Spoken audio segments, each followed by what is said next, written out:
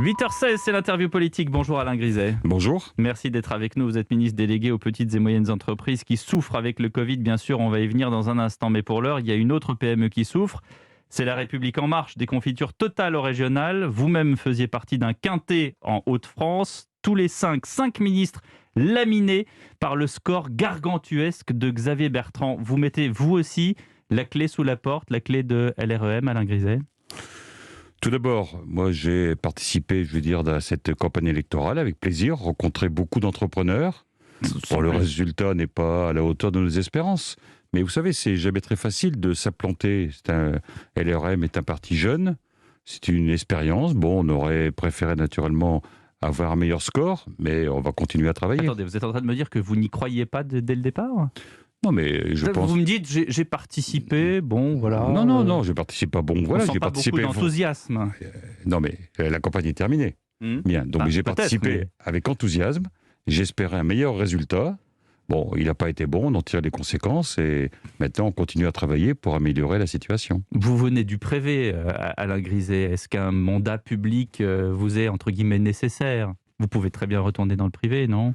Écoutez, de toute façon, j'ai un âge, quand j'aurai terminé... mon parcours professionnel est terminé. Bon, si je suis allé dans cette campagne, c'est parce que d'abord, moi je suis originaire du Nord, j'ai fait tout mon parcours professionnel dans le Nord, je connais très bien ce département, et puis le conseiller régional a des compétences économiques, formation, dans lesquelles je pouvais, je pense, apporter quelque chose. Donc il y a des regrets, quand même. Oui, vous savez, moi je suis quelqu'un qui me bat pour gagner. Quand on ne gagne pas...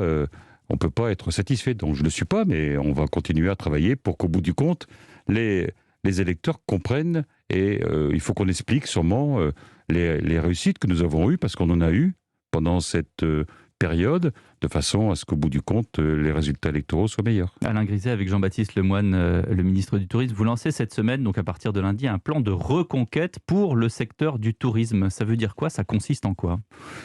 Ça veut dire que le tourisme fait partie des secteurs sur lesquels il faut qu'on continue à travailler, parce que c'est pas immédiatement que l'ensemble des touristes du monde entier vont revenir en France. Le tourisme va bien marcher cet été parce que les Français vont se déplacer.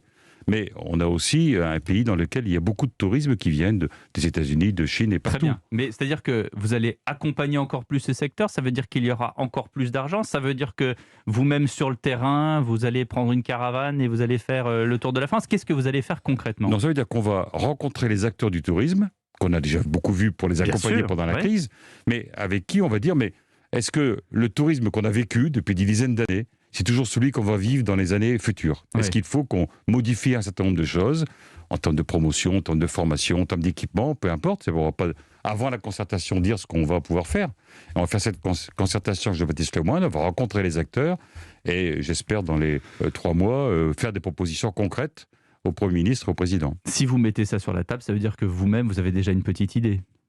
Non, vous savez, le principe que j'ai adopté depuis le mois de juillet 2020, c'est on concerte, et c'est après la concertation qu'on décide. Mais ça veut dire qu'il y a quelque chose qui ne va plus dans le business model actuel du tourisme. Il y a quelque chose qui évolue.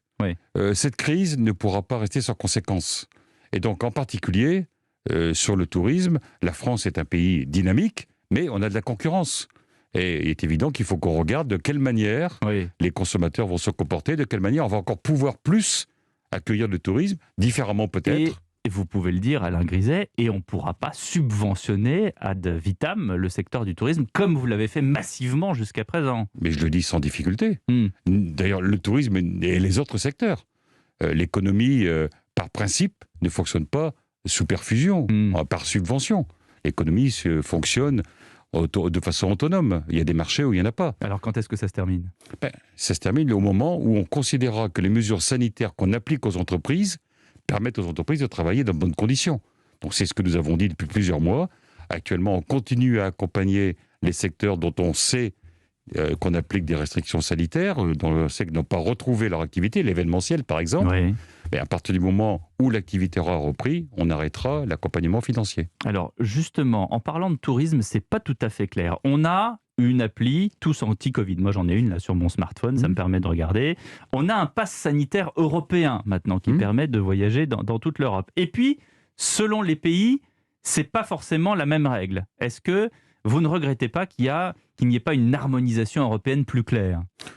Oh, vous savez, on a beaucoup progressé au niveau européen sur la santé par l'intermédiaire de cette crise sanitaire terrible. Vous savez, l'achat des vaccins mutualisés, bon, c'était une première. La santé n'est pas, une compétence européenne pour l'instant. Donc on a progressé. Aujourd'hui, il y a maintenant ce pass sanitaire qui est aussi une grande avancée. Parce que quel que soit le pays européen où vous souhaitez aller, avec un seul pass, vous allez pouvoir accéder sans contrainte particulière. Alors ça dépend, parce que selon les pays, on va vous dire, ah bah tiens, vous avez un enfant de moins de 11 ans, il faut le faire vacciner. Vous avez un enfant de test PCR, pardon. Vous avez un enfant de moins de 6 ans. Ça dépend des pays, c'est-à-dire qu'au dernier moment, il y a la compagnie aérienne qui va vous dire quelque chose, vous arrivez dans le pays en question, on vous dit autre chose. Les Français, vous le savez mieux que tout le monde, Alain Griset, ont souffert avec le Covid, avec le confinement. Et maintenant, en plus, ils arrivent en vacances et en plus, on leur met des contraintes sanitaires qui ne sont pas prévues. Dans un premier temps, on leur facilite la vie avec ce pass sanitaire. Alors après qu'il reste ici ou là quelques exceptions sur lesquelles il faut travailler, j'entends bien. Mais vous savez, il faut franchir les étapes une par une. Et ça, c'est une étape très positive. C'est qu'on a sur le continent européen un pass pour permettre à chaque Français de voyager. L'actualité qui vous concerne aussi, Alain Griset, c'est aussi le premier week-end des soldes qui ont commencé mercredi le 30 juin. Est-ce qu'on a de premiers chiffres encourageants? On n'a pas de chiffres très précis, mais en tout cas, on a une tendance qui est très bonne d'ailleurs, comme l'évolution de l'économie depuis maintenant quelques semaines. On a, une amélioration de l'activité économique très forte, entre 15 et 20% de plus. Tout secteur confondu. Tout secteur confondu. Moi, je suis persuadé que les soldes vont être bons cette année. Parce qu'il y a deux éléments très forts. D'abord, il y a une envie des Français très forte de consommer.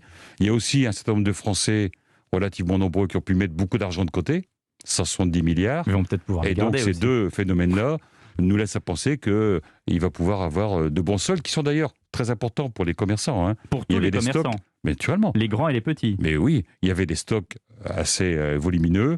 Et il est important que pendant cette période, les commerçants puissent refaire leur trésorerie. Je vous pose cette question parce que Francis Palombi, le représentant des petits commerces, ici même dans ce studio le week-end dernier, fustigeait l'attitude d'Amazon de faire les soldes avant les soldes. Une question, Alain Griset.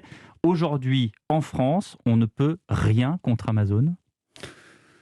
C'est pas qu'on ne peut rien, puisque vous avez vu à l'initiative de la France, il va y avoir un impôt mondial, puisque les États-Unis ont accompagné, que 130 pays de l'OCDE ont donné leur accord, et Amazon sera concerné par cet impôt. Par ailleurs, il est évident qu'il faut qu'on ait dans l'activité économique des règles équitables. La concurrence est nécessaire, indispensable, mais la concurrence n'existe que quand les règles sont équitables. Et on voit bien que l'arrivée du commerce électronique font qu'à dans un certain nombre de domaines, elles ne sont pas aujourd'hui équitables en fonction... Qu'est-ce qu'on fait alors pour y remédier? J'ai proposé au président de la République, au Premier ministre, de travailler sur des assises du commerce.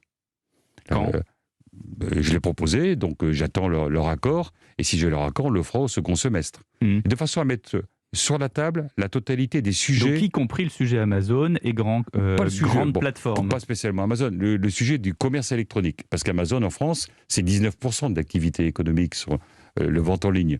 Donc il y a beaucoup d'autres acteurs. Donc on ne fait pas des assises pour Amazon. On fait des assises de façon à se projeter sur la façon dont le commerce va évoluer dans les prochains mois, prochaines années. On parle de soldes, Alain Griset, c'est l'occasion aussi d'aborder le Made in France. Exposition ce week-end à l'Elysée avec des producteurs, des artisans, 126 produits. À quoi ça sert? D'abord, ça sert à mettre en avant ce qu'en France, nous avons de mieux sur le fabriqué en France. Mais aussi pour que les Français comprennent qu'en réalité, en France, il y a beaucoup de choses très positives. On a une sorte de défaitisme. Vous voulez dire aux Français qu'il faut acheter français? Oui, naturellement, prioritairement. Ça va mieux en le disant. Il y a beaucoup de choses qui sont très bien faites en France. Il y a beaucoup de compétences, beaucoup de capacités. Et des entreprises, d'ailleurs, dans cette exposition, on a 126 entreprises de toute taille, et dans des secteurs d'activité extrêmement variés. Et en réalité, contrairement quelquefois à l'esprit global qui tente à penser qu'en France, tout va mal, mais non, il y a beaucoup de choses qui fonctionnent bien. Et dans l'économie, on a cette capacité de fabriquer en France. Il faut le développer. Parce qu'à côté de ça, il y a aussi le problème de la proximité, de l'écologie. Et donc, des circuits courts. Oui, des circuits courts. C'est quelque chose sur lesquels, d'ailleurs, il y a une forte demande des Français. Et on avait 2327 candidats pour cette exposition. Donc le choix a été difficile. Exposition à l'Élysée et c'est gratuit. Il y a quelques semaines, ici à mon micro, vous nous faisiez une confidence, Alain Griset. Vous nous disiez ne jamais avoir fréquenté de club libertin. Alors j'ose pas vous demander si depuis c'est fait, mais en tout cas, est-ce qu'on a réglé ces histoires de concurrence avec les discothèques ? Vous pouvez me le demander, c'est pas fait.